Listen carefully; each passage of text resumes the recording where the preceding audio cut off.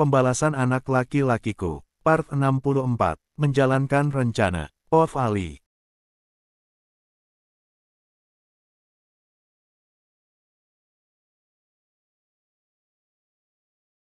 Ali, apa kamu tahu di mana Yuda sebenarnya? Tanya ibu menatap mataku dalam. Aku hanya menggelengkan kepala sebagai jawaban atas pertanyaan ibu barusan. Karena aku memang tidak tahu kemana perginya Yuda seminggu ini. Sejak kejadian malam itu, aku sama sekali tidak bisa menghubunginya. Nomornya tidak bisa dihubungi, dan dia juga tidak bisa aku temui. Pernah sekali waktu aku menanyakan keberadaan Yuda pada Alea. Karena aku tahu mereka satu kampus, dan pastinya mereka pasti akan saling bertemu. Namun Alea juga mengatakan jika Yuda tidak masuk kuliah sudah seminggu. Alea juga sudah membantuku untuk menanyakan keberadaan Yuda pada beberapa temannya di sana. Namun Yuda sama sekali tidak terdeteksi keberadaannya. Sampai kejadian hari ini terjadi, Tante Maya dan Ayah datang untuk menanyakan Yuda pada kami. Memangnya kalian selama ini berteman? Kenapa mereka sampai mencari anaknya kemari? Tanya ibu lagi sambil menghembuskan nafas dengan berat. Aku tahu ibu capek dengan semua ini, aku juga sebenarnya. Iya, Bu, sebenarnya aku dan Yuda sudah lama berteman. Jauh sebelum aku tahu kalau dia itu anaknya Tante Maya. Tapi setelah aku tahu dia anak tiri Ayah, kami masih tetap berteman seperti biasa. Karena aku tahu semua kejadian yang sudah terjadi, sama sekali tidak ada sangkut pautnya dengan dia, jawabku yang dibalas tatapan nanar oleh ibu. Jadi malam kemarin itu, aku mengatakan yang sejujurnya pada Yuda kalau aku adalah anak Ayah.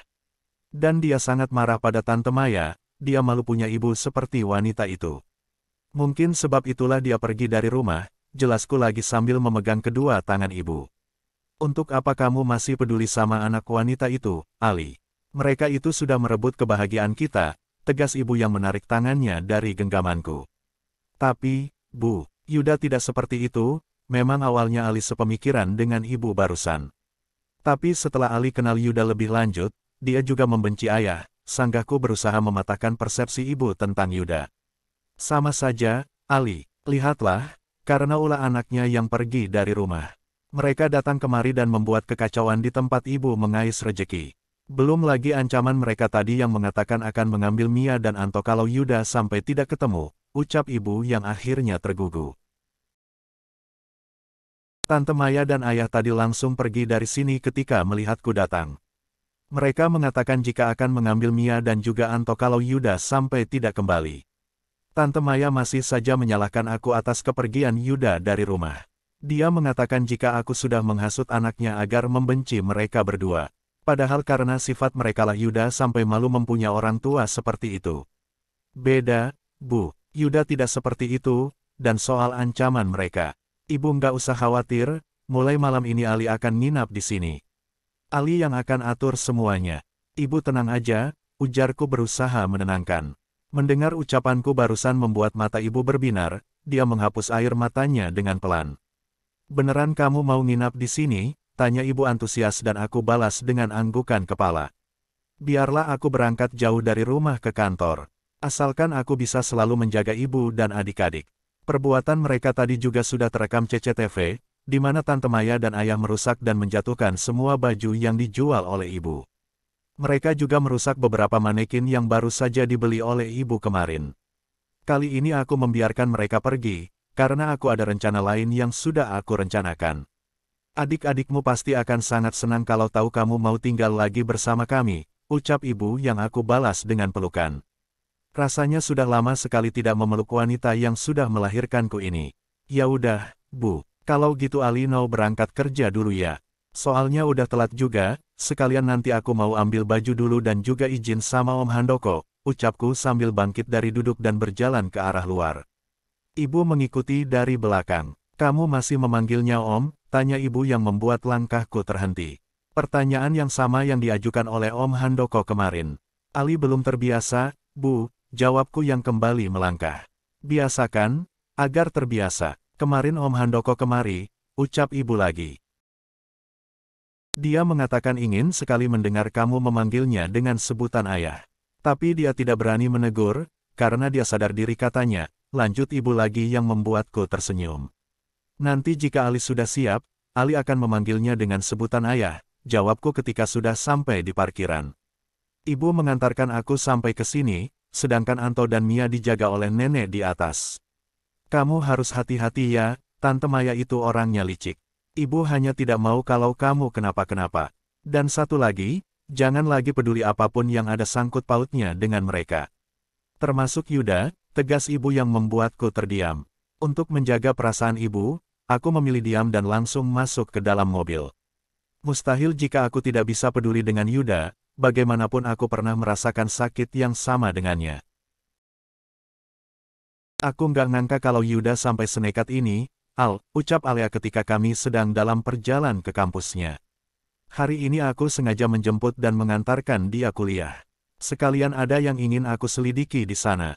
Hanya saja Alia tidak boleh tahu itu. Karena masalahnya bukan hanya tentang kita, Al. Yuda pergi dari rumah karena ada masalah dengan ibunya sendiri, jawabku yang dibalas tatapan bingung Alia. Aku tahu dia penasaran, hanya saja aku tidak berhak untuk memberitahu tentang semua ini. Tentang Yuda adalah anak di luar nikah sama sepertiku. Dan juga tentang Yuda yang malu karena memiliki ibu yang merebut suami orang. Sam Tante Maya, tanyanya yang aku balas dengan anggukan. Tapi sebelumnya, Al, malam Yuda pergi dari rumahnya. Dia sempat datang ke rumahku.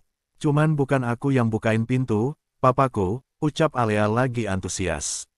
Aku mendengar semuanya dengan seksama, karena ini bisa menjadi petunjuk. Terus, kata papaku dia cuma datang dengan wajah sembab. Terus pas papa mau manggil aku, dia cegah. Dia bilang cuma mau ketemu sama papaku. Gitu doang udah, jelas Alia lagi yang membuatku berpikir ini semua sangat janggal. Kenapa Yuda malah mau bertemu dengan Pak Henry? Sedangkan yang bermasalah dengan dia adalah Alia. Ini semua semakin rumit untuk bisa aku tebak. Sepanjang perjalanan kami hanya membahas tentang Yuda. Alia juga mengatakan beberapa tempat yang biasa didatangi oleh Yuda. Siapa tahu aku bisa mencarinya ke sana. Jujur aku sangat takut kalau Yuda sampai nekat dan berbuat macam-macam. Makasih ya, Al, kamu udah nganterin aku, ucap Alia ketika akan keluar dari mobil.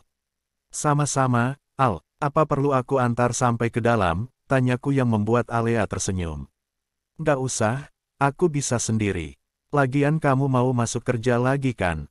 Oke, nanti sore aku jemput, ucapku yang dibalas anggukan kepala oleh Alia. Aku melihat Alia melangkahkan kakinya masuk menuju gedung kampus. Setelah dia pergi, aku juga langsung keluar dari mobil dan berjalan ke arah kantin.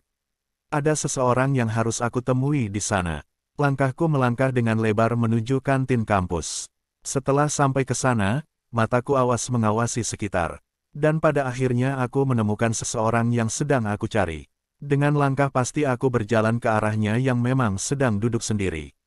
Boleh gabung? Tanyaku pada laki-laki yang umurnya di atasku. Dia salah satu mahasiswa di kampus ini. Dia menatapku tanpa menjawab pertanyaan barusan. Lo siapa? Masih banyak kursi yang kosong, ucapnya ketika aku sudah duduk tanpa menunggu persetujuan darinya. Sekarang kami duduk saling berhadapan. Santai dulu, saya datang ke sini hanya ingin memastikan, ujarku sambil menyodorkan satu foto yang memperlihatkan dia dan Tante Maya sedang masuk ke salah satu hotel. Tangannya dengan cepat mengambil foto tersebut dan langsung meremasnya. Dia menatapku nyalang. Siapa lo sebenarnya? Tanyanya lagi dengan rahang mengeras. Foto tadi sudah remuk di tangan kekarnya. Aku tersenyum melihat reaksinya yang sangat ketakutan. Dia salah satu langganan Tante Maya.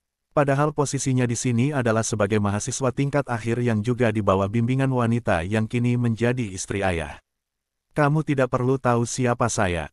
Tapi saya hanya ingin mengajak Anda untuk bekerja sama, ucapku pelan sambil melipat kedua tangan di depan dada. Lo jangan macam-macam ya sama gue. Bisa abis lo, ancamnya yang membuatku tersenyum lebar. Baiklah jika kamu tidak mau.